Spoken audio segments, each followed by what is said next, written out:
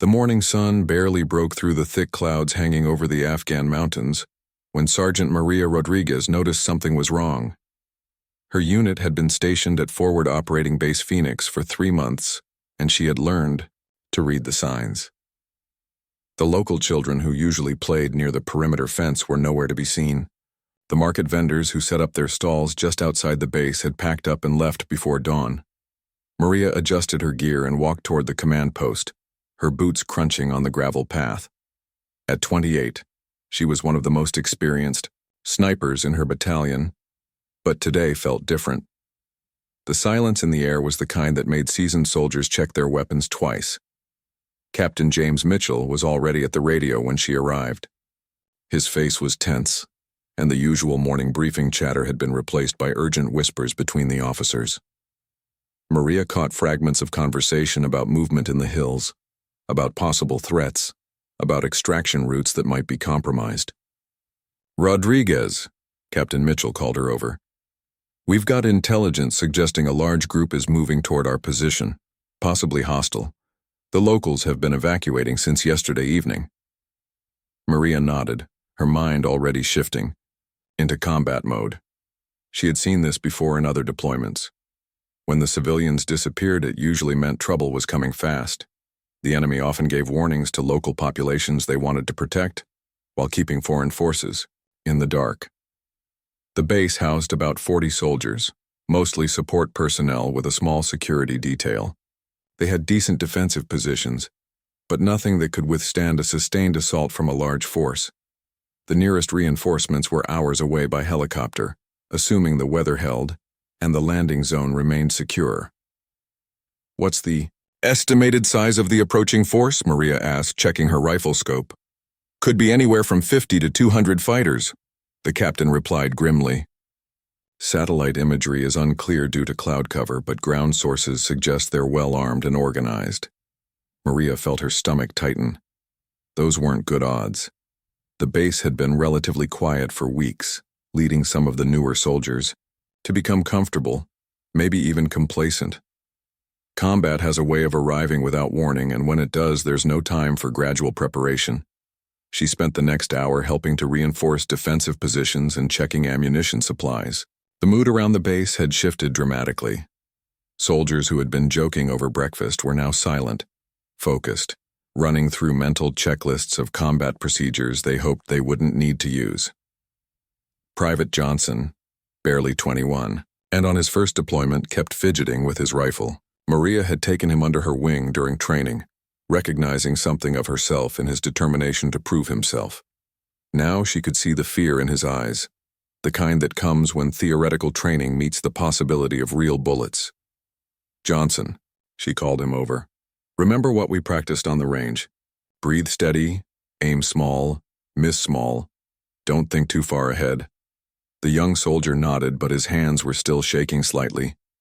Maria had been there herself once, that moment when you realize that all the training and preparation might not be enough, when you understand that some situations can't be controlled no matter how ready you think you are. By noon, the radio chatter had intensified. Scout reports confirmed movement in multiple directions around the base. This wasn't a small probing attack or a harassment mission. Someone had planned this carefully, positioning forces to cut off escape routes and probably planning to overwhelm the base's defenses through coordinated assault. Captain Mitchell gathered the senior personnel for a final briefing. "We've requested immediate air support and reinforcements, but weather is deteriorating and we might be on our own for several hours. Everyone needs to be ready for a sustained fight." Maria looked around at the faces of her fellow soldiers. Some were veterans like herself, calm and focused.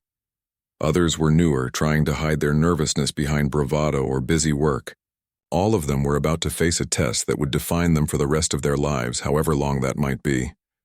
As afternoon approached, the first shots rang out from the perimeter. The attack had begun, and there was no going back now. Maria grabbed her M24 sniper rifle and headed toward her assigned position, knowing that the next few hours would determine whether any of them would see another sunset. The enemy had chosen their timing well. The approaching storm would ground air support, and the mountainous terrain made ground reinforcement nearly impossible. 40 soldiers were about to face odds that would make most military commanders consider retreat. But retreat wasn't an option when you were defending your home base and these soldiers were about to discover what they were truly made of. The first wave hit the eastern perimeter just after 2 o'clock. Maria watched through her scope as dozens of fighters emerged from the rocky terrain, moving with the coordinated precision of experienced combatants. These weren't untrained militants. They moved in tactical formations, used proper cover and concealment, and their weapons fire was disciplined and accurate. From her position in the guard tower, Maria had a clear view of the entire battlefield. The base's defensive perimeter consisted of concrete barriers, sandbags, and razor wire, but it had been designed more to deter casual attacks than to withstand a full-scale assault. The enemy had obviously studied their defenses and planned accordingly. Contact east. Multiple hostiles advancing on grid reference 742. The radio crackled with urgent reports from the perimeter guards. Maria could see muzzle flashes erupting from at least a dozen positions in the hills surrounding the base. The attackers had positioned machine gun teams to provide covering fire, while assault teams moved closer. Captain Mitchell's voice came over the radio, steady despite the chaos erupting around them. All positions, hold your sectors. Do not let them breach the perimeter. Air support is delayed due to weather, but help is coming. Maria settled behind her rifle and began engaging targets. At 600 meters, she could clearly see individual fighters moving between rocks and scrub brush. Her first shot dropped a machine gunner who had been raking the eastern guard post. The M24's powerful round struck center mass, and the enemy weapon fell silent. But for every target she eliminated, 2 more seemed to take its place. The attackers had overwhelming numbers, and they were using those numbers intelligently. While her attention was focused on the eastern approach, enemy fighters were also advancing from the north and south, threatening to surround the entire base. Private Johnson was manning a defensive position near the main gate when the second wave began. Maria could see him through her scope, following his training, firing controlled bursts at advancing targets. But the enemy was getting closer, and some of the newer soldiers were beginning to panic under the intense pressure. Johnson, fall back. To secondary position, Maria called into her radio. The main gate was about to be overrun, and staying there meant certain death or capture, but the young soldier either didn't hear the order over the gunfire or was too focused on his immediate targets to respond. Maria made a quick decision. She shifted her aim to the fighters approaching Johnson's position and began engaging them, one by one. Her shots were precise and deadly, each one buying the young soldier a few more seconds to recognize his deteriorating situation and move to safety. The attack intensified as the afternoon wore on. Enemy mortar rounds began falling inside the base perimeter, sending shrapnel and debris flying through the air. The attackers had brought heavy weapons and were using them to systematically destroy the base's defensive positions. Maria's radio crackled with increasingly desperate reports. Tower 2 is taking heavy casualties. We need immediate support. Medical team to the eastern sector. Multiple wounded. Ammunition running low at checkpoint 3. From her elevated position, Maria could see the bigger picture, and it wasn't good. The enemy had superior numbers, better positioning, and the advantage of having planned this attack carefully. The base's defenders were brave and well-trained, but they were being overwhelmed by sheer volume of fire and coordinated assault tactics. Captain Mitchell's voice cut through the radio chatter.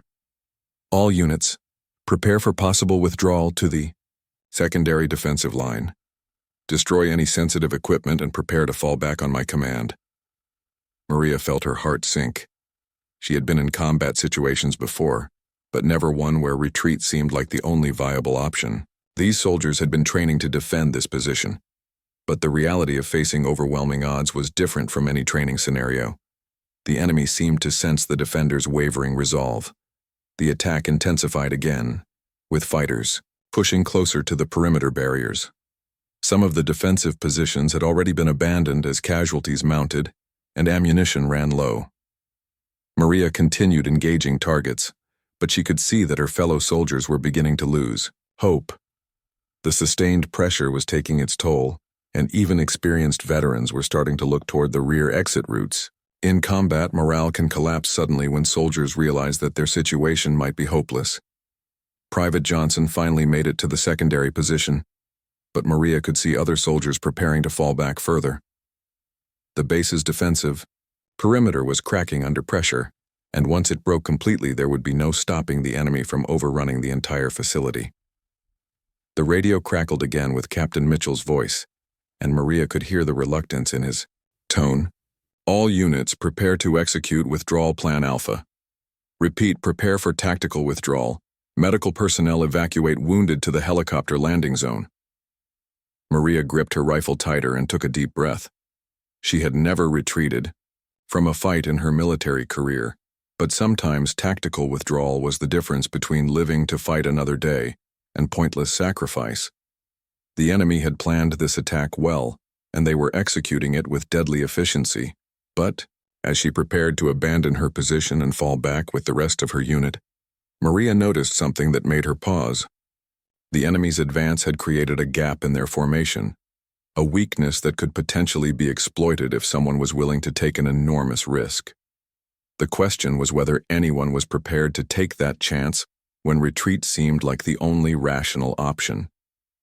The order to retreat echoed across the base's communication system, but Maria Rodriguez remained frozen in her sniper position. Through her scope, she had identified something that changed everything. The enemy fighters weren't just attacking randomly. They were following a specific pattern, moving toward a single objective that most of her fellow soldiers couldn't see from their ground-level positions.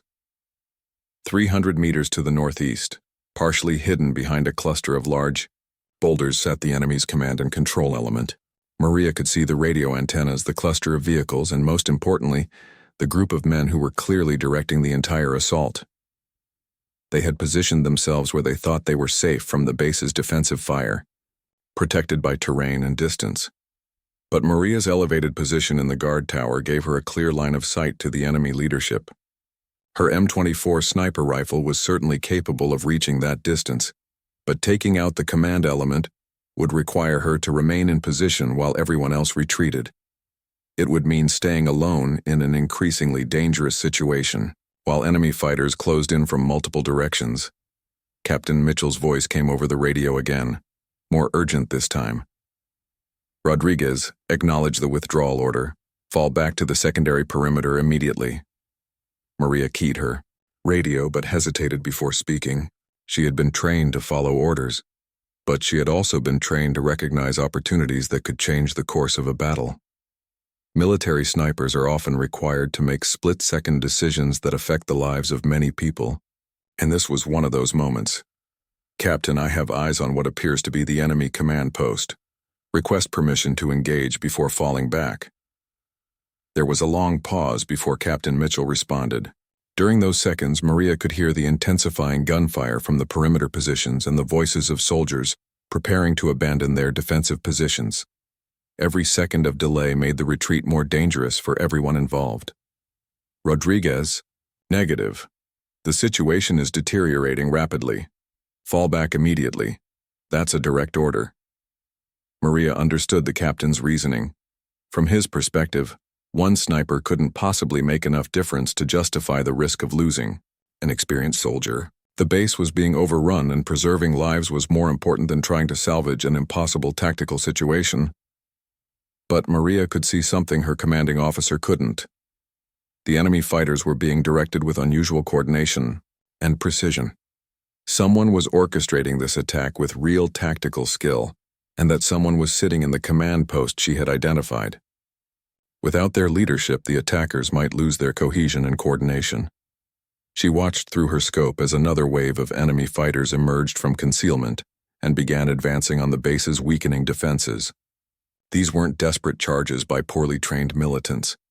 Every movement was calculated, every advance supported by covering fire, every tactical decision designed to maximize pressure on the defenders. Maria made her decision. She adjusted her rifle's scope for the increased distance and began calculating wind speed and direction. The shot would be challenging even under ideal conditions, and current conditions were far from ideal. She would be shooting through swirling wind currents created by the mountainous terrain, and she would have only one chance to make it count. The first target was obvious. Through her scope, she could see a man standing near the radio equipment, apparently coordinating the attack through voice communications with the various assault teams. He was wearing different clothing from the other fighters and carried himself with the confidence of someone accustomed to command authority. Maria controlled her breathing and settled into the familiar rhythm of precision shooting. Despite the chaos erupting around her, she found the mental focus that had made her one of the battalion's most effective snipers. The world narrowed to the view through her scope, the feel of the trigger under her finger, and the mathematics of long-range ballistics. Below her position, she could hear her fellow soldiers continuing their retreat preparations. Equipment was being destroyed to prevent it from falling into enemy hands. Wounded soldiers were being evacuated toward the helicopter landing zone. The base was being systematically abandoned while she remained alone in her elevated position. Private Johnson's voice came over the radio, filled with concern. "Sergeant Rodriguez, where are you? We're moving to the extraction point now." Maria didn't respond immediately.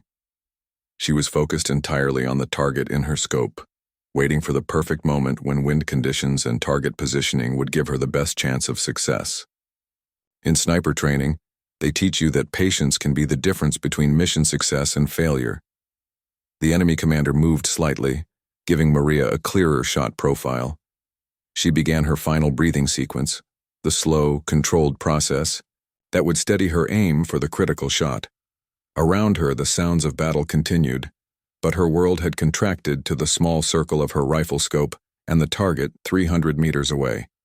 This was the moment that would define everything. She could follow orders, retreat with her unit, and live to fight another day. Or she could take an enormous risk based on her assessment that eliminating the enemy leadership might change the entire battle's outcome. The choice would have consequences, far beyond her own survival. Maria's finger found the trigger as she made her final calculations. In the next few seconds, she would discover whether her tactical assessment was correct, whether her shooting skills were sufficient for this challenging shot, and whether one soldier could indeed change the course of a battle that seemed already lost. The shot broke clean and true. Through her scope, Maria watched the enemy commander collapse instantly, his radio equipment scattering across the rocky ground. The powerful M24 round had found its target at over 300 meters, despite the challenging wind conditions and elevated angle of fire. But Maria didn't have time to celebrate her marksmanship. Within seconds of the first shot, she had acquired her second target. Another man had rushed toward the fallen commander, probably a deputy or communications specialist trying to restore contact with the assault teams. Maria's second shot dropped him before he could reach the radio equipment. The effect on the attacking force was immediate and dramatic. Through her scope, Maria could see confusion spreading through the enemy positions. Fighter teams that had been advancing with coordinated precision suddenly seemed uncertain, hesitant, looking around for direction that was no longer coming. "Captain," Mitchell's voice crackled over the radio, filled with disbelief. "Rodriguez, report your status immediately." "Still in position, sir," Maria replied while acquiring her third target. "Enemy command element is neutralized. Their assault teams appear to be losing coordination." She was right. Without central command and control, the carefully orchestrated attack was beginning to fall apart. Individual fighter teams continued engaging, but they were no longer working together effectively. The overwhelming tactical advantage they had enjoyed was evaporating as their leadership structure collapsed. Maria continued engaging targets at the enemy command post, methodically eliminating anyone who attempted to restore communications or take command. Her position in the guard tower gave her a perfect view of the confusion spreading through the attacking force, and she pressed her advantage ruthlessly. From the base's defensive positions, other soldiers began to notice the change in enemy behavior. The coordinated advances had stopped. The precise timing of supporting fire had broken down. Groups of attackers who should have been reinforcing each other were instead acting independently, making them vulnerable to the base's defensive fire. "Private," Johnson's voice came over the radio, excited and hopeful. "Sergeant, they're pulling back from the eastern sector. The machine gun team that was pinning us down just withdrew." Maria could see it too. Enemy fighters were beginning to disengage from their forward positions, falling back toward rally points, where they expected to receive new orders. But those orders weren't coming, because the people who should have been giving them were no longer alive. Captain Mitchell, recognizing the sudden shift in tactical momentum, made a critical decision. All units cancel the withdrawal. Repeat cancel withdrawal. Resume defensive positions and press the attack against withdrawing enemy forces. The psychological impact on both sides was enormous. Moments earlier, the base's defenders had been preparing for desperate retreat in the face of overwhelming odds. Now they were being ordered back to their positions to exploit a sudden tactical advantage created by one sniper's decision to disobey orders. Maria continued working through targets at the command post while her fellow soldiers reoccupied their defensive positions. The enemy's retreat was becoming increasingly disorganized as individual teams made their own decisions about when and how to withdraw without central coordination. But Maria's situation was becoming increasingly dangerous. Her muzzle flashes had given away her position, and enemy fighters were beginning to direct fire toward the guard tower. Bullets were striking the concrete walls around her, and it was only a matter of time before they found their mark. "Rodriguez, your position is taking heavy fire," Captain Mitchell warned over the radio. "Can you relocate?" Maria evaluated her tactical situation quickly. Moving from the tower would mean losing her commanding view of the battlefield and her clear shot angles to the enemy command area. But staying meant accepting increasing risk as enemy fighters focused their attention on her position. She made another critical decision. "Negative, sir. I still have work to do here." Through her scope, Maria could see enemy fighters attempting to establish a new command post further back in the hills. If they succeeded in regaining tactical control, they could reorganize their assault and potentially reverse the momentum that her actions had created. She couldn't allow that to happen. Her next series of shots targeted the enemy fighters trying to establish communications at the secondary command location. Each shot was more challenging than the last as the range increased and the targets became more cautious about exposing themselves. But Maria's years of training and experience served her well. The guard tower shook as an enemy rocket-propelled grenade exploded against its base. Concrete fragments and dust filled the air, and Maria's ears rang from the blast. But her rifle remained functional, and her resolve remained unshaken. Below her, the base's defenders were gaining confidence as they watched the enemy attack continue to deteriorate. Soldiers who had been ready to retreat were now aggressively engaging withdrawing enemy forces. The tactical situation had been completely reversed in a matter of minutes. Maria knew that her decision to stay in position was making the difference between victory and defeat for her entire unit. But she also knew that her own survival was becoming less likely with each passing minute. Enemy fire was intensifying around her position, and it was only a matter of time before they found their range. The choice she had made to disobey the retreat order was saving lives and changing the course of the battle. But it was also placing her in mortal danger as enemy fighters concentrated their efforts on eliminating the sniper, who had single-handedly disrupted their carefully planned assault. The enemy's focus on Maria's position intensified with deadly precision. Machine gun fire raked the guard tower, sending concrete chips flying through the air like shrapnel. She pressed herself against the back wall, feeling the vibrations as heavy-caliber rounds struck the structure repeatedly. The tower that had given her such a perfect vantage point was now becoming her potential tomb. Maria's radio crackled with urgent voices as her fellow soldiers witnessed the concentrated fire directed at her position. "Rodriguez is taking heavy fire. The tower won't hold much longer. We need to get her out of there." But even as enemy bullets chewed apart her protective cover, Maria continued to identify and engage targets through the small firing ports. Her M24 rifle had become an extension of herself, and every shot counted toward maintaining the tactical advantage she had created by eliminating the enemy command structure. Through her scope, she spotted movement at a third potential command location. Enemy fighters were attempting to establish yet another control point, this time using a natural cave formation that would provide better protection from her fire. If they succeeded in coordinating their scattered forces again, the momentum could shift back in their favor. Maria adjusted her aim for the extreme range and fired. The shot struck one of the enemy fighters attempting to set up radio equipment at the cave entrance. But the distance was pushing her rifle to its limits, and she knew her effectiveness was decreasing as the enemy adapted to her tactics. Captain Mitchell's voice cut through the radio chatter with a direct order. "Rodriguez, you've done enough.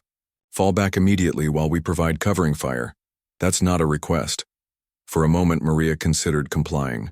She had already exceeded every expectation, turned the tide of battle, and proved that individual initiative could change impossible situations.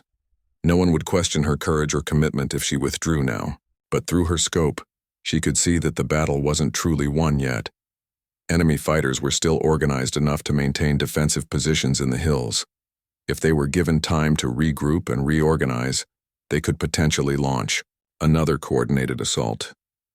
The base's defenders had bought themselves breathing room, but they hadn't achieved decisive victory. Maria made what she knew might be her final tactical decision. Instead of retreating, she shifted position within the damaged tower, moving to a different firing port that would give her angles on enemy positions that were still maintaining organized resistance. "Negative, Captain," she replied over the radio. "I can see at least 3 organized enemy positions that are still capable of effective fire. Give me 5 more minutes." The radio fell silent for several seconds. Captain Mitchell understood that he was dealing with a soldier who had already demonstrated exceptional judgment under impossible circumstances. Maria's tactical assessment had been proven correct multiple times throughout the battle, and her actions had saved the entire unit from potential destruction. "Copy that, Rodriguez. 5 minutes, then you come down whether the job is finished or not." Maria used those 5 minutes with deadly efficiency. She systematically engaged each of the remaining organized enemy positions, forcing them to abandon their defensive positions or face elimination by precision rifle fire. Her shots were carefully chosen to have maximum psychological impact on fighters who were already demoralized by the loss of their leadership, but the enemy wasn't completely defeated yet. As Maria engaged targets in the hills, she noticed movement much closer to the base perimeter. A small group of enemy fighters had managed to approach the eastern defensive line under cover of the confusion, and they were now in position to launch a surprise assault on the base's weakened defenses. This group was too close for her to engage effectively from the tower, and they were positioned where the base's other defenders couldn't see them clearly. Maria realized that her 5 minutes were up, but she had identified one final threat that required immediate action. She grabbed her rifle and moved toward the tower's stairway, intending to relocate to a position where she could engage the approaching threat. But as she reached the stairs, another rocket-propelled grenade struck the tower's upper section, and the entire structure shuddered under the impact. Concrete and steel supports groaned ominously, and Maria realized that the tower was becoming structurally unsound. If she didn't get out immediately, she might be trapped in a collapsing building. But if she left without addressing the approaching enemy team, they could potentially break through the base's defensive perimeter. Maria faced her most critical decision of the entire battle. She could save herself by immediately evacuating the collapsing tower, or she could risk everything by staying long enough to eliminate one final threat to her fellow soldiers. The choice would determine not only her own fate, but potentially the fate of everyone defending the base. Through the damaged walls, she could hear the approaching enemy fighters getting closer to the perimeter. In a few more minutes, they would be in position to launch their surprise assault, and the base's defenders wouldn't see them coming until it was too late to mount an effective response. Maria gripped her M24 rifle tighter and made her decision. The battle wasn't over yet, and she still had work to do. Maria ignored the structural damage around her and moved to a firing position that would give her a clear shot at the approaching enemy team. The tower swayed dangerously with each impact from enemy fire, but she steadied herself against the damaged concrete and acquired her targets through the rifle scope. The enemy fighters were less than 50 meters from the base perimeter, moving in tactical formation toward a weak point in the defensive line. They carried explosives and automatic weapons, clearly intending to breach the defenses and create an opening for any remaining attackers to exploit. Maria's first shot dropped the team leader just as he was preparing to signal the assault. Her second shot eliminated the fighter carrying the explosive charges, creating a secondary explosion that scattered the remaining attackers and alerted the base defenders to the immediate threat. The remaining enemy fighters found themselves caught in the open, exposed to defensive fire from multiple positions as the base's soldiers responded to the explosion and muzzle flashes from Maria's position. What had been planned as a surprise assault became a deadly trap for the attackers. Captain Mitchell's voice came over the radio, filled with urgent concern as another explosion rocked the guard tower. "Rodriguez, the tower is coming down. Get out now." Maria could hear the steel supports groaning and feel the structure shifting beneath her feet, but she continued engaging the scattered enemy fighters until the last of them had been eliminated or driven back into the hills. Only when she was certain that the immediate threat had been neutralized did she finally move toward the stairs. The evacuation became a race against structural collapse. As Maria descended the damaged stairway, sections of the tower's upper floors began falling behind her. Concrete debris crashed where she had been standing just moments before, and the entire structure seemed to be coming apart around her. She reached the ground level just as the tower's upper section collapsed completely, sending a cloud of dust and debris across the entire area. For several seconds, the radio was filled with urgent calls asking about her status, but the dust cloud made it impossible for anyone to see if she had escaped safely. "Rodriguez, respond immediately." Captain Mitchell's voice cut through the static and shouting. Maria keyed her radio as she moved away from the collapsing structure, coughing from the dust and debris but otherwise uninjured. "Still here, Captain. Tower is down, but the immediate threat has been neutralized." Cheers erupted from defensive positions around the base as soldiers realized that their sniper had survived the tower collapse and that the enemy assault had been completely broken. The attackers who had seemed so formidable just hours before were now scattered, leaderless, and retreating in disorganization. From her new position at ground level, Maria could see the full scope of what had been accomplished. The base perimeter held firm, with defenders now confident and aggressive rather than fearful and ready to retreat. Enemy fighters were withdrawing toward the hills, abandoning equipment and wounded comrades in their haste to escape. Private Johnson approached her position, grinning despite the exhaustion and stress of the prolonged battle. "Sergeant, I've never seen anything like what you just did. When they ordered us to retreat, I thought we were finished." Maria checked her rifle and surveyed the battlefield one final time through her scope. The enemy force that had seemed so overwhelming was now completely broken. Small groups of fighters were visible moving away from the base, but they showed no signs of reorganizing for another assault. Captain Mitchell arrived at her position, followed by several other soldiers who wanted to congratulate the sniper who had single-handedly changed the course of the battle. But he also carried the serious expression of a commander who understood the larger implications of what had occurred. "Rodriguez, you disobeyed a direct order to retreat," he said formally, though his tone suggested he wasn't entirely displeased with the outcome. "Yes, sir," Maria replied simply. "I made a tactical assessment that eliminating the enemy command structure could change the battle's outcome. The assessment proved correct." Captain Mitchell nodded slowly. Military leadership often requires balancing individual initiative against unit discipline, and Maria's actions had demonstrated both exceptional courage and tactical judgment that saved lives and achieved mission success.